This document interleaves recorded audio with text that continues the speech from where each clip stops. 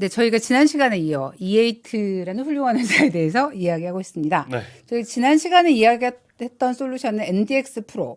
네. 스마트 시티. 네, 디지털 트윈 솔루션에 대해 얘기를 했었는데요. 그러니까 약간 그 뭐라고 해야 되지? 그러니까 약간 현실 복제 약간 그런 그런 그렇죠. 느낌이었어요. 네, 예. 그러니까 물리 세계와 가상 시스템을 실시간으로 연동할 수 있게 하는 그런 네. 디지털 트윈 플랫폼. 네. 그러니까 이런 솔루션을 통해서 도시 전체를 가상 세계에 이렇게 복사를 해서 네. 도시에서 일어나는 일들을 이렇게 모두 예측해서 네. 활용할 수 있는 그런 솔루션인데, 지금 제가 저기 숭실사이버대학교 환경안전공학과에서 일하고 있지 않습니까? 네. 딱 듣기로는 환경하는 사람들에게 약간 좀 솔깃한 이런 느낌 좀 드네요. 네, 아, 네. 그렇죠.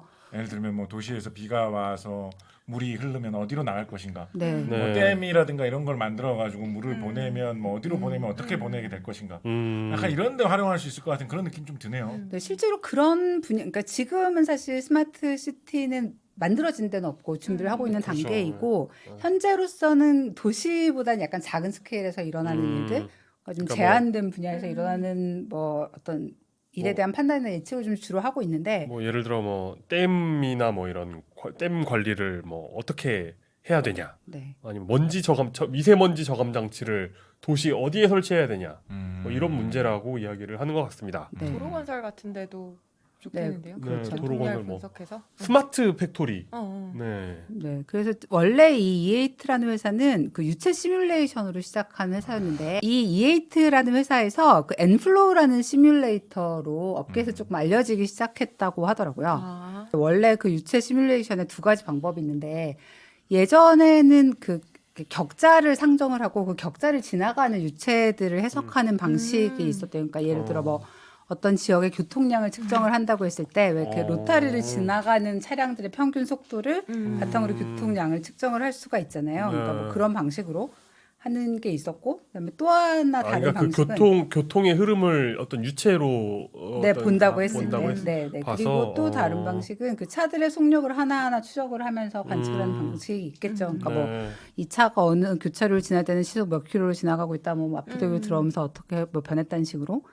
그러니까 그러니까 이 엠플로우가 그 입자 기반으로 유체를 시뮬레이션 하는 방식으로 우리나라에서 되게 선구적으로 이걸 시작을 하게 됐었는데, 그러니까 이 기술로 심혈관 관련된 시뮬레이션 소프트웨어를 냈을 때 시장에서 굉장히 반응이 좋았다고 해요. 그러네요. 네, 우리 네, 몸 그래요. 안에도 유체가 엄청나게 네, 네. 존재하고 있네요. 그래서 이제 이 회사가 이런 입자 기반의 유체 시뮬레이션을 통해서 진행했던 프로젝트들을 조금 보면, 그러니까 이런 뭔가 흐름과 관련된 네, 네. 그 시뮬레이션이나 계산을 하니까 그쵸. 이게 이제 도시로까지 확장될 수 있는 거고. 네, 그래서 새만금 고속도로에서 뭐 배수 시설물 오류 검증 음. 이런 것들하고 어. 뭐 수자원 공사하고 같이 뭐 하천의 수문 개방할 때 영향과 뭐 피해 예측, 뭐 침수 피해 시뮬레이션. 고전적인 예시. 네, 그렇죠, 네. 그렇죠. 그리고 아까 말씀하셨던 거하고 좀 비슷한 것 같은데, 건설사 뭐 GS 건설과 같이 오리피스가 있는 곳간의 유체력해서 이게 뭐 오리피스가 그런 거죠. 뭐라고 하지?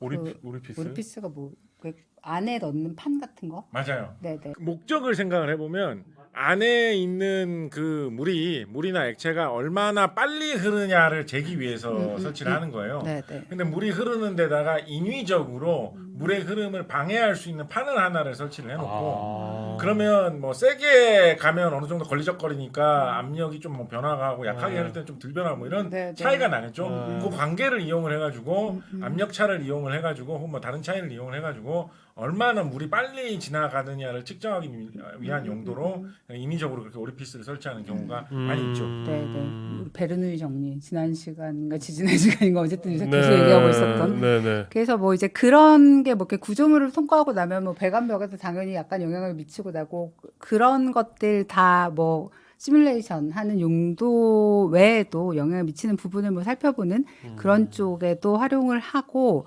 최근에는 이 기술들이 인공지능하고 결합을 하면서 활용도를 좀 계속 높이고 있다고 하는데, 그러니까 예를 들어 아까 혈관 질환 같은 경우에는 그러니까 위험도 평가 같은 데 사용을 할 수 있다고 합니다. 그러니까 내 혈관에 디지털 트윈 혈관을 재현을 하는 거예요.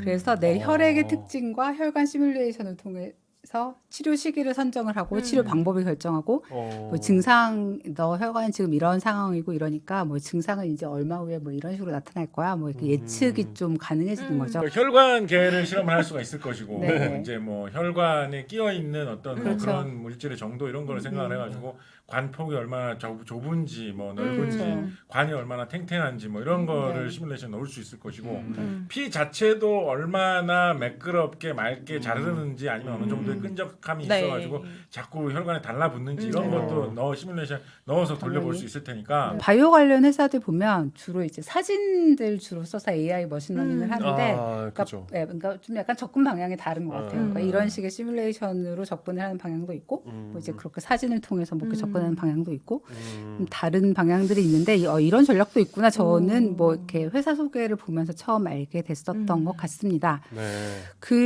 어쨌든 저희가 이제 2회에 걸쳐서 E8라는 회사의 서비스에 대해서 조금 알아봤는데요. 그러니까 사실 뭐 지금 당장 뭐 어떻게 뭐 우리 생활 자체를 뭐 완전히 그렇게 좀 가까워 보이는 느낌은 아니고. 아니요, 엄청 가깝게 아, 느껴져요. 그런가요? 어쨌든 이제 어떤 시점이 되면 뭐 우리 사는 패턴 자체를 완전히 바꾸는 그런 일을 하는 회사 중에 하나가 아닌가 싶습니다. 네. 메타버스 디지털 트윈 유체 시뮬레이션 기술로 미래를 바꿀 열쇠를 쥐고 있을 것도 같은 회사 네. E8 소개해드렸습니다. 여러분들도 관심 갖고 지켜봐 주시면 좋겠네요.